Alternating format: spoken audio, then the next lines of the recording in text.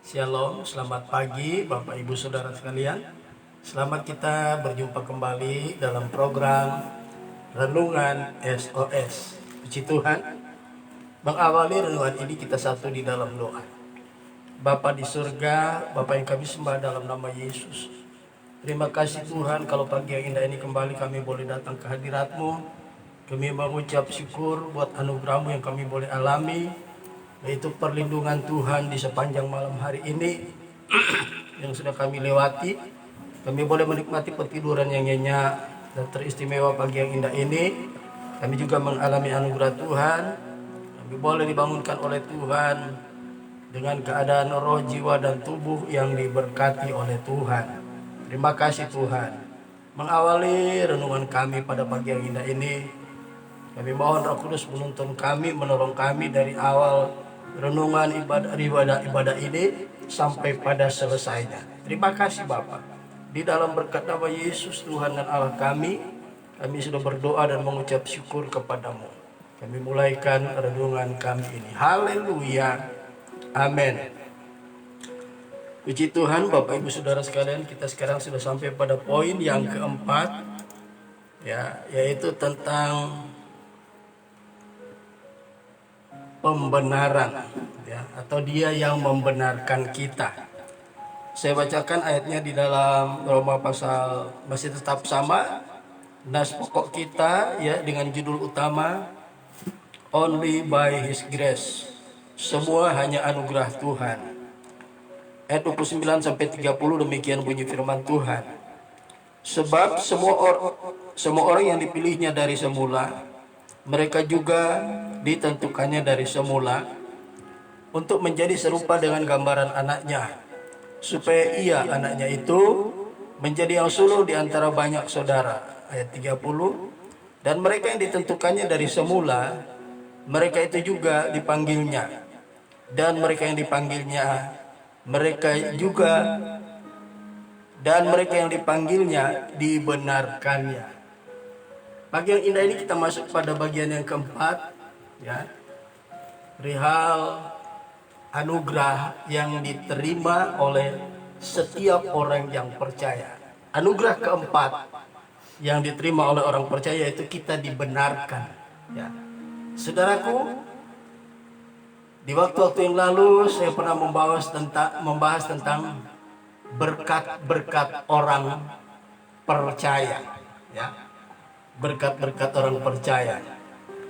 Dan salah satu diantaranya adalah pembenaran, atau kita dibenarkan menjadi orang benar. Siapa kita sebenarnya sebelum kita menjadi orang yang benar, ya? Dan bagaimanakah kondisi keadaan manusia sebelum dia terima Yesus, ya? Roma pasal 5 ayat 12, saya minta kita dengarkan, perhatikan ayat-ayat ini. Roma pasal 5 ayat yang ke-1 maksud saya, bukan ayat 12.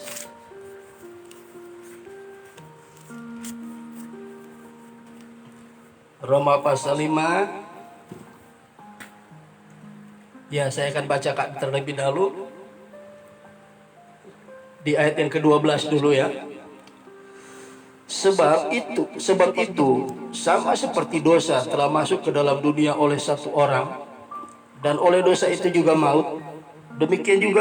Demikianlah maut itu menjalar kepada semua orang, karena semua orang telah berbuat dosa. Ayat 12 ini merupakan, ya, Paulus menyimpulkan kondisi manusia, semua manusia, ya, kondisi semua manusia di luar Yesus. Setelah kejatuhan Adam, semua manusia statusnya sama. Status yang dimiliki baik orang miskin sampai orang terpelajar, baik orang bodoh maupun orang yang pintar, memiliki status yang sama, ya. Statusnya sebagai orang berdosa.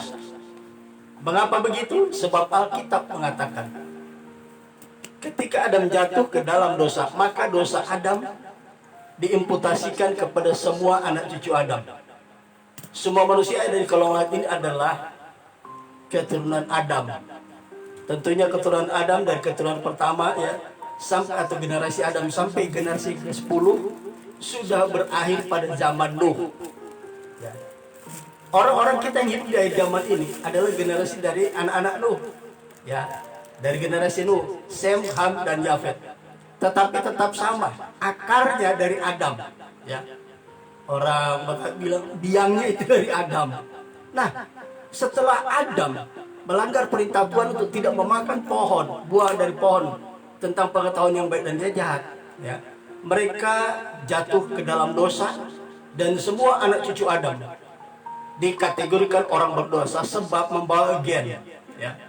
Gen 1 sampai 9 sampai 10 diputuskan oleh Tuhan, ya. Tidak diperhitungkan lagi oleh Tuhan, makanya dihukum melalui air bah. Tetapi generasi ke-10 sampai ke sini, ya, tetap sama. Benih dosa tetap ada dalam hidup manusia. Mulai dari zaman Nuh, cuman kemurahan Tuhan Nuh, ya, dan keturunannya Sem, Ham, dan Yafet. Ketika itu mereka itu dibenarkan karena iman Nuh, ya. Jadi keluarga Nuh itu ikut menikmati pembenaran daripada Tuhan sebab mereka mengikuti, ya, ayah mereka yaitu Nuh. Nah, saudaraku, jadi status manusia sebelum terima Yesus, ya, mereka dikategorikan sebagai orang berdosa, ya. Roma 3 ayat yang ke-10, mari kita akan lihat ayat itu, ya.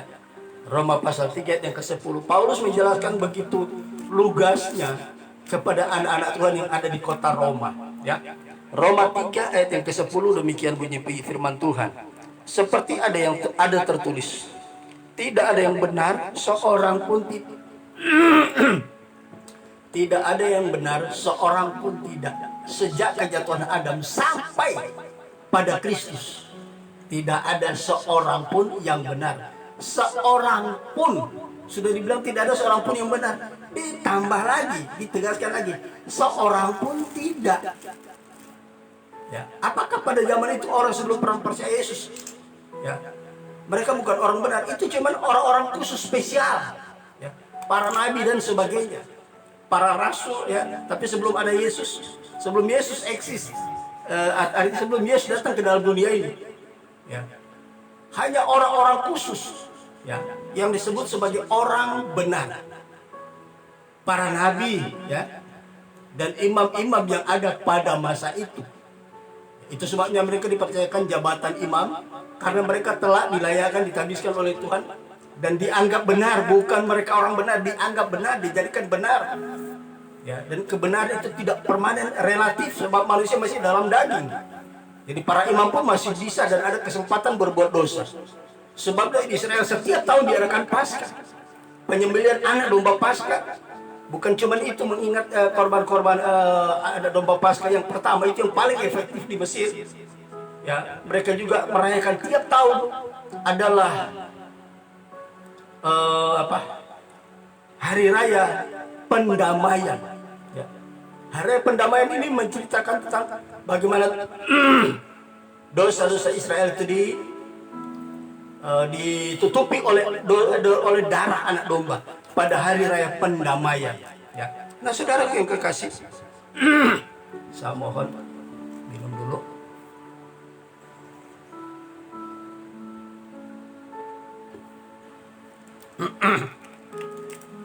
Nah, itulah kondisi manusia.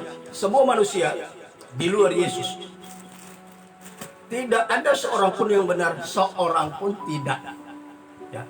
Kalau tuh ada orang yang benar, itu benar dalam konteks kebenaran manusia. Dan apa kata Alkitab? Kebenaran, ya, dalam konteks manusia. Dalam konteks manusia yang saya maksud di sini adalah benar menurut orang Manado.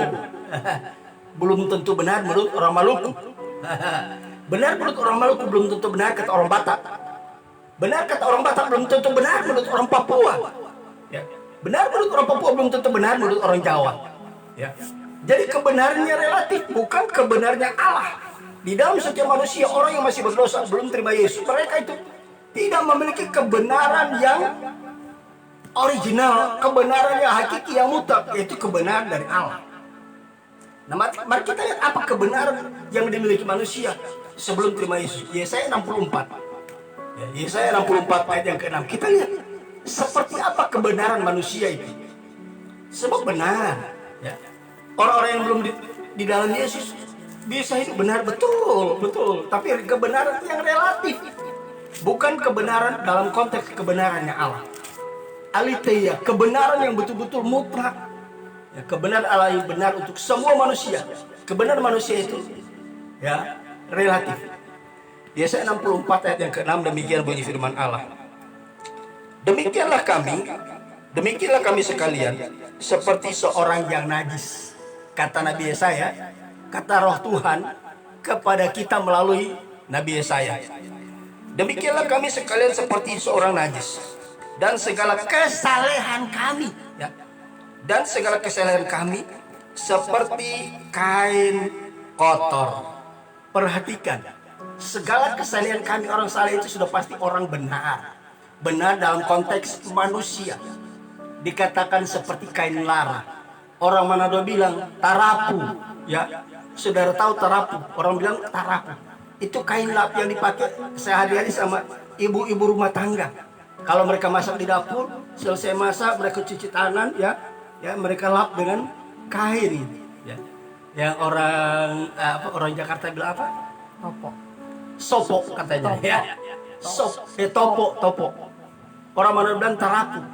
Kain lap, ya, serbet yang kecil itu, ya segi 4, yang ujungnya ada gantungannya, suka digantung di paku. Seperti itu, seperti kain kotor. Sebab kebenaran orang Manado belum tentu benar menurut orang Ambon atau orang Maluku dan sebagainya, seperti yang saya katakan tadi. Nah, kita dikategorikan atau disebut orang benar karena apa? Mari kita lihat kembali lagi ke dalam kitab Roma, pasal yang kelima ayat yang pertama.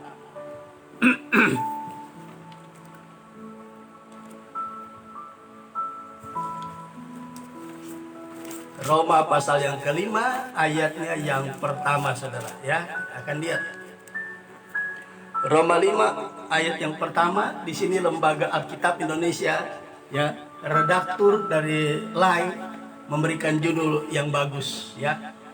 Judulnya atau perikop bacaannya adalah hasil. Jadi hasil ketika Paulus menulis surat Roma ini merupakan hasil inspirasi dan iluminasi oleh Roh Kudus kepada penulis, yaitu Rasul Paulus. Hasilnya ketika seseorang dibenarkan, ya.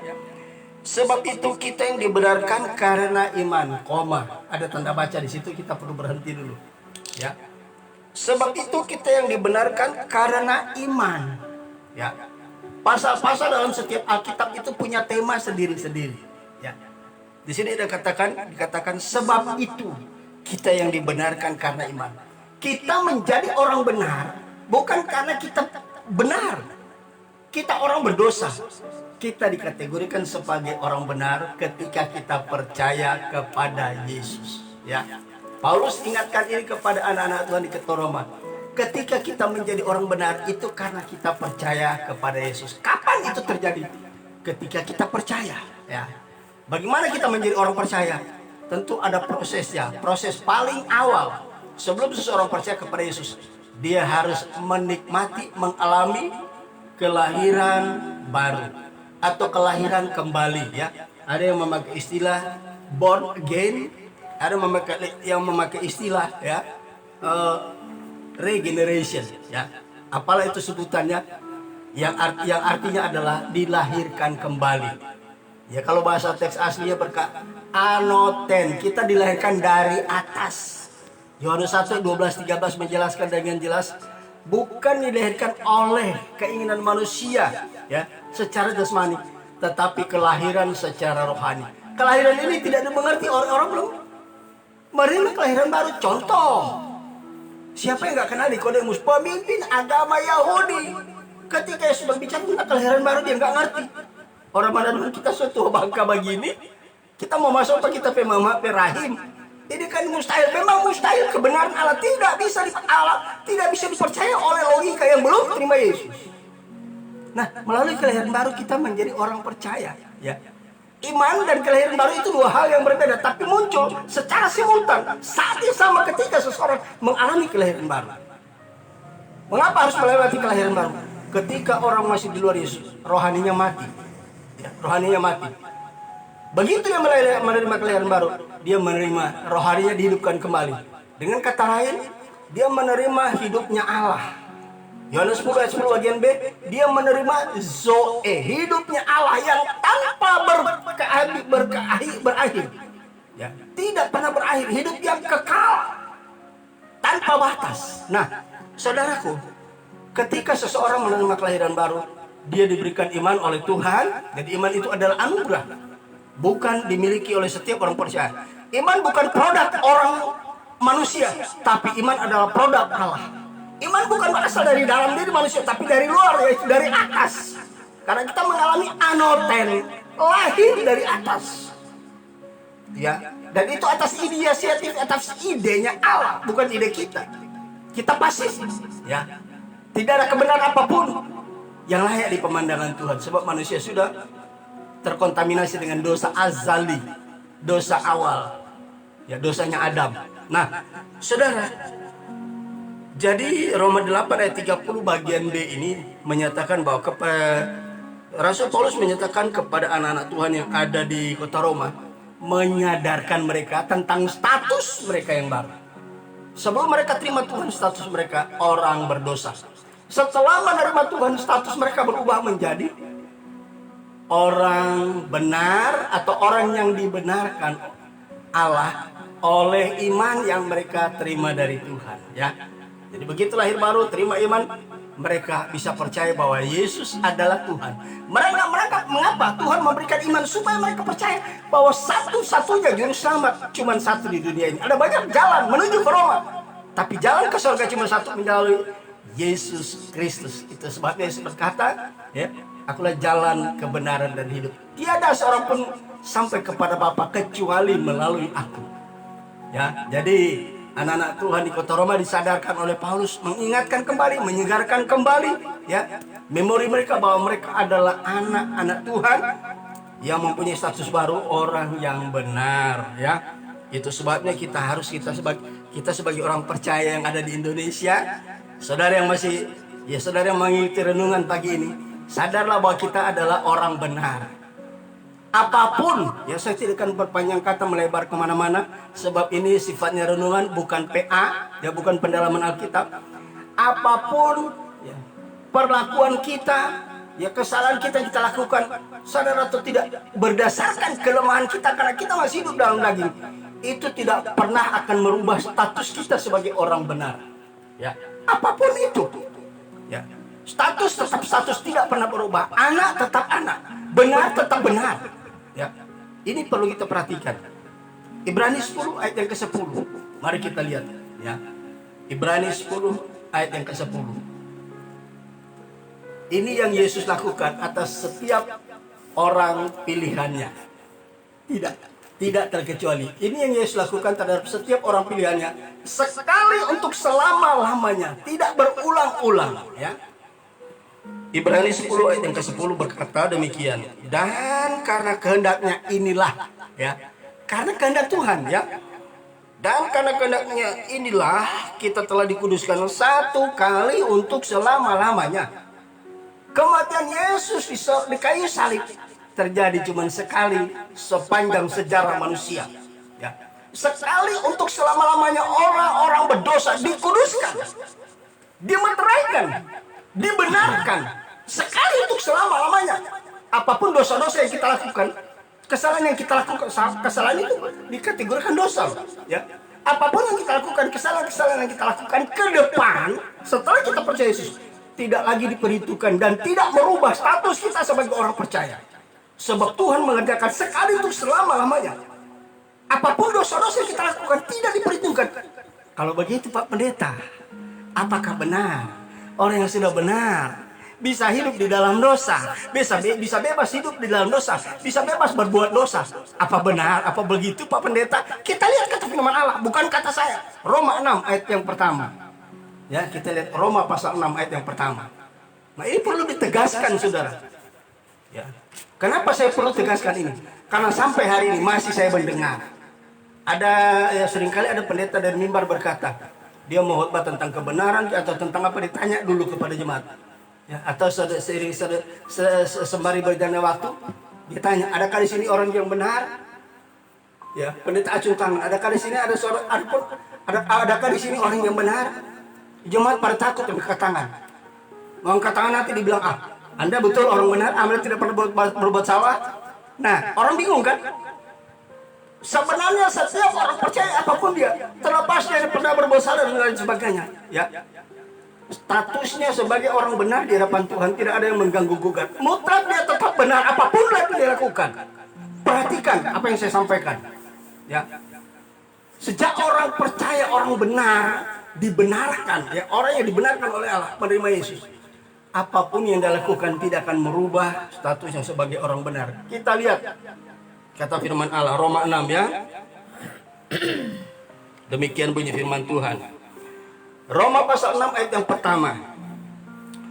Jika demikian, apakah yang hendak kita katakan? Bolehkah kita bertekun di dalam dosa supaya semakin bertambah-tambah kasih karunia itu? Ya, Paulus, Tuhan melalui Rasul Paulus mengatakan, ya, jika demikian apakah yang hendak kita katakan? Bolehkah kita bertekun di dalam dosa? Masihkah orang percaya bebas berbuat dosa? Masih benarkah orang benar bisa bebas, bisa suka-suka aja hidup di dalam dosa? Ayat 2 dalam Roma 6, Roma 6 ayat yang kedua ini, alinea pertama berkata apa? Sekali-kali tidak. Orang yang sudah benar tidak dibenarkan hidup bebas di dalam dosa. Dosa is dosa. Tetapi Roma 8 ayat 1 dikatakan, ya. Roma 8 ayat 1 dikatakan apa? Ya, mari kita lihat Roma 8 ayat yang pertama. Hidup oleh roh, ya. Hidup oleh roh bukan berarti tidak lagi bisa hidup di dalam daging. Justru Roh Kudus Tuhan berikan supaya Roh Kudus itu menolong kita mematikan semua keinginan daging yang masih ada dalam hidup kita. Ya. Roma 8 ayat pertama. Demikianlah sekarang tidak ada lagi penghukuman bagi orang-orang yang ada di dalam Kristus. Orang-orang yang sudah dibenarkan walaupun mereka hidup di dalam dosa. Ya, dalam yang saya katakan dalam artian hidup di dalam dosa, masih ada dosa badan, masih suka berbuat dosa. Ya, apa yang Roma 8 ayat pertama bilang? Demikianlah sekarang tidak ada lagi penghukuman bagi mereka yang ada di dalam Kristus Yesus. Artinya apa? Dosa tetap dikategorikan dosa, tetapi itu tidak diperhitungkan oleh Tuhan, sebab kita yang dibenarkan itu tetap benar. Orang benar masih bisa berbuat salah, masih bisa berbuat dosa, tapi tetap dikategorikan sebagai orang benar. Ya, apapun yang kita lakukan, tidak ada lagi penghukuman tentang tahta putih yang besar. Ada 2 tahta yang akan dihadapi manusia. Orang percaya akan menghadap tahta pengadilan Kristus, 2 Korintus 5 ayat 10. Tetapi orang-orang di luar Kristus menghadap tahta putih yang besar. Ketika mereka diadili, bukan supaya mana dilihat mana yang benar mana yang tidak, bukan.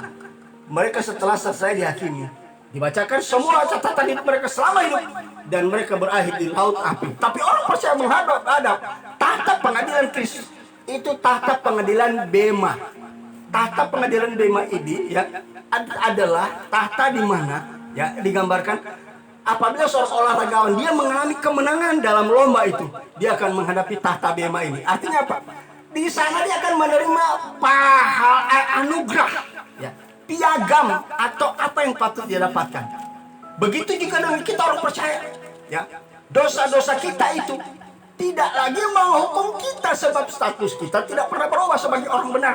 Cuman kita orang benar, ya, yang hidup berperilaku dosa. Roma 8 katakan Tuhan berikan Roh Kudus dalam hidup kita supaya menolong kita, membantu kita mengalahkan, mematikan setiap keinginan daging. Ini yang kita harus pahami. Jadi orang benar sekali benar tetap benar. Tidak lagi dikategorikan orang berdosa sekalipun mereka berbuat dosa sengaja atau tidak, karena keterbatasan masih ada tubuh yang belum ditebus. Dalam arti pembebasan tubuh, Roma 8 ayat 23, ya. Maka masih banyak kesempatan orang percaya itu, orang benar itu bisa berperilaku dosa, tapi tidak mengubah status dia sebagai orang benar. Kita maju terus, ya. Jadi orang yang benar itu ada 2 hal paling utama, ya. Saya tidak akan membahas terlalu jauh. Yang paling utama saja. Apa ciri-ciri? Apa ciri-ciri? Ada tandanya dong. Orang benar itu ada. Kalau nggak ada tandanya, ya sami mawon kita dengan orang duniawi. Ada yang membedakan antara orang yang benar, yang sudah dibenarkan Allah, dan belum dibenarkan Allah karena belum percaya Yesus. Ada minimal ada dua. Ya. Yang pertama, 3 Yohanes pasal pertama, ayat 3 dan ayat 4. Ya. 3 Yohanes pasal yang pertama, 3 Yohanes itu cuma satu pasal. Tetapi saya harus sebut pasalnya. Ya. 3 Yohanes pasal pertama, ayat 3 dan 4. Ya. 3 Yohanes pertama ayat 3 dan 4, demikian bunyi firman Tuhan. Sebab aku sangat bersuka cita ketika beberapa orang saudara datang dan memberi kesaksian tentang hidupmu dalam kebenaran. Sebab memang kamu hidup di dalam kebenaran. Bagiku tidak ada sukacita yang lebih besar daripada mendengar bahwa anak-anakku hidup dalam kebenaran. Rasul Yohanes mengirim surat kepada jemaat yang pernah dia layani. Dikatakan apa? Aku bersuka cita ketika mendengar orang datang kepadaku menyampaikan kesaksian tentang hidupmu, bahwa kamu hidup dalam kebenaran. Aku bersuka cita. Yohanes sangat bersuka cita terhadap jemaat yang pernah dilayani, bahwa sampai mereka terpisah dengan Yohanes, sampai dia mengirim surat, kedapatan mereka masih tetap hidup dalam kebenaran. Rasul Yohanes begitu suka cita, apalagi Bapa di sorga lebih bersuka cita kalau kita masih tetap hidup di dalam kebenaran sampai hari ini. Ini yang harus kita pahami. Itu yang pertama. Yang kedua, ya, kita buka di dalam Yesaya atau Zakaria, kitab Zakaria, ya. Sebelum kita melihat kitab Maleakhi, ada kitab Zakaria pasal 8 ayat yang ke-16. Zakaria pasal 8 ayat 18, demikian bunyi firman Tuhan, ya. Inilah hal-hal, berarti ada beberapa hal. Inilah hal-hal yang harus harga mati. Ya, perhatikan. Inilah hal-hal yang harus kamu lakukan. Berkatalah benar seorang kepada yang lain. Tandanya, ciri-cirinya, tandanya orang benar dan orang yang belum dibenarkan oleh Tuhan adalah apa? Ya. Di sini dikatakan, berkatalah benar seorang kepada yang lain. Mengapa? Ya. Laksanalah hukum yang benar, ya, yang mendatangkan damai di pintu-pintu gerbangmu. Saudaraku, sebagai orang yang sudah dibenarkan Allah oleh Allah, pertama, hiduplah di dalam kebenaran supaya Bapa di sorga senang melihat kita. Yang kedua, berkatalah selalu benar. Kalau sering-sering kadang-kadang kita berkata benar, ini bahaya. Jangan cuma hari Minggu di gereja kita berkata benar, di luar gereja selama 6 hari kita tidak berkata benar. Kata selalu itu continue, terus menerus. Ya, tidak ada waktu tidak berkata benar. Ya, Efesus 4 sebagai yang terakhir. Efesus 4 ayat yang ke-25, ya. Efesus 4 ayat yang ke-25. Kalau tadi Zakaria 8 ayat 16 khusus bagi orang Israel secara lahiriah. Sekarang kita Efesus 4 ayat yang ke-25, demikian bunyi firman Tuhan. Karena itu buanglah dusta, ya. Karena itu buanglah dusta, ya. Berkatalah benar seorang kepada yang lain. Sama pesan Nabi Zakaria kepada orang Israel, umat Allah perjanjian lama, dan pesan Paulus kepada umat Allah perjanjian baru. Ya, dikatakan karena itu buanglah dusta. Selama masih ada dusta dalam hidup kita, kita tidak mungkin selalu berkata benar. Makanya katakanlah selalu kebenaran supaya dusta itu hilang dari hidup kita, saudara. Roh Kudus akan menolong kita. Kita orang benar harus ada tanda, ada beda. Orang dunia bisa melihat, kita selalu hidup benar, kita selalu berkata benar. Maka tanpa kita bilang, percaya Yesus, orang pasti akan terima Yesus. Melihat kehidupan kita yang sudah diubahkan dari tadinya berdosa, sekarang menjadi orang yang dibenarkan. Puji Tuhan. Besok kita lanjutkan lagi renungan ini. Sebelum kita mengakhiri renungan ini, kita dengarkan dulu satu pujian bagi Tuhan. Haleluya.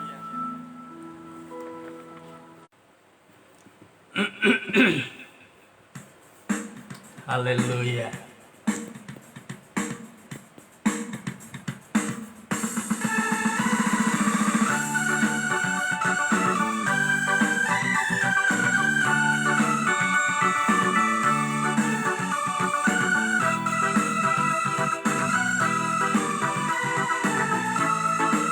Haleluya, haleluya.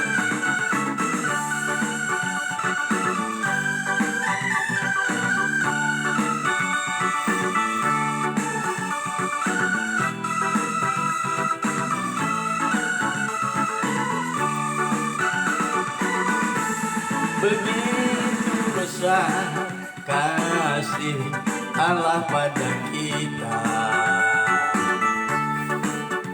Diberkatilah anak cucu kita di mana-mana.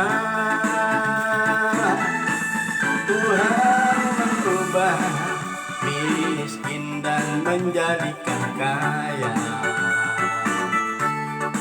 Dia merendahkan dan meninggikan juga. Berbahagialah bagi orang yang percaya. Anak cucunya pasti tidak akan meminta-minta, karena Allah menggenapi firman-Nya.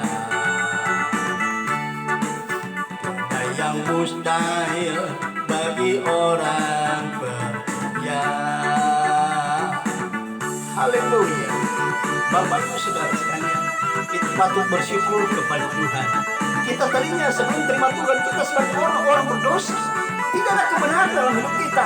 Tapi puji Tuhan, oleh kemurahan Tuhan, oleh anugerah Tuhan, kita dikategorikan menjadi orang benar karena kita percaya kepada Yesus Tuhan, satu-satunya Allah, satu-satunya kebenaran yang ada di bumi ini. Puji Tuhan. Mari kita tetap bersukacita, nyanyi bagi Tuhan. Haleluya, haleluya. Begitu besar kasih Allah pada kita. Diberkatilah anak cucu kita di mana-mana. Tuhan mengubah miskin dan menjadikan kaya.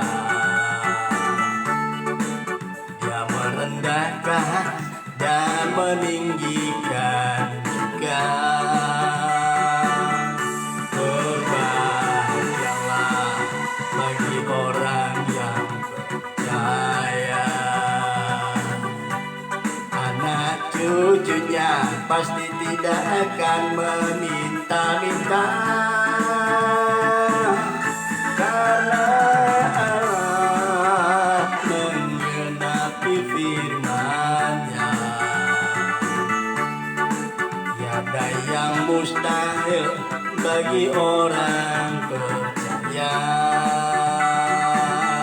Berbahagialah bagi orang yang percaya. Anak cucunya pasti tidak akan meminta-minta, karena Allah menggenapi firman-Nya.